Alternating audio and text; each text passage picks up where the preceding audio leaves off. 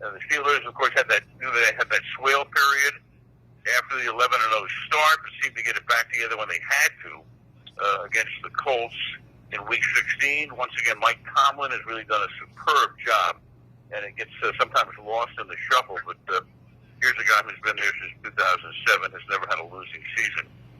So you've got two cities within driving distance. You've got a good rivalry.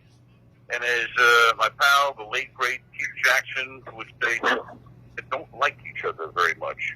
So it should be a good watch. What say you, partner?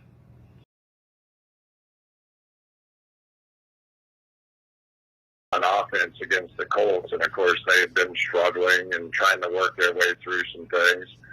First half, honestly, I don't think I've ever seen the Steelers look worse on offense. Second half, they looked like they could beat anybody in the league, and they were the team that went 11-0. This is a mysterious team. The constant is on the defensive side. On the offensive side, I just don't know what we're going to see in this game. But I do know the history of this franchise. It's a proud franchise.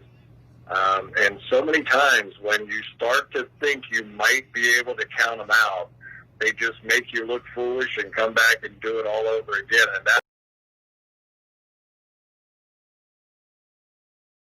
a little while to get back, and I think he's done that.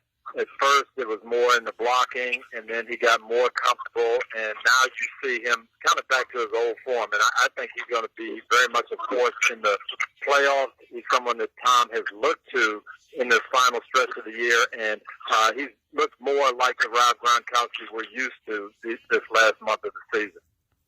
Early in the year, I know when we were getting ready for our game with Tampa, his shoulder just was not right. I mean, I've watched Gronkowski block for, hundreds of games, and he just simply wasn't right. But I think now that's getting healthier. I think his legs are getting under him. And you throw in Antonio Brown into that mix, starting to round into form. They're starting to look pretty good.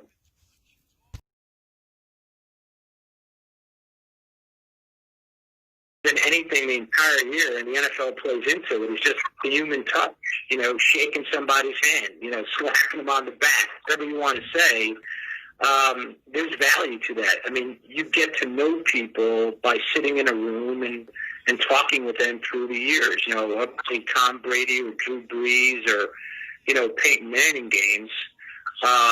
You're going to lose something if it's just Zoom. Now, I can see Zoom being used in, situations where it's a tight week or the team is getting in late or something like that.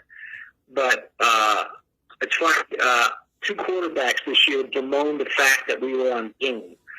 Aaron Rodgers 2 weeks ago and Drew Brees early in the season. And I'm not going to say every player misses it, but they expressed the fact that they wish they could be sitting there. And there's no way I'm a proponent for doing it this way going forward.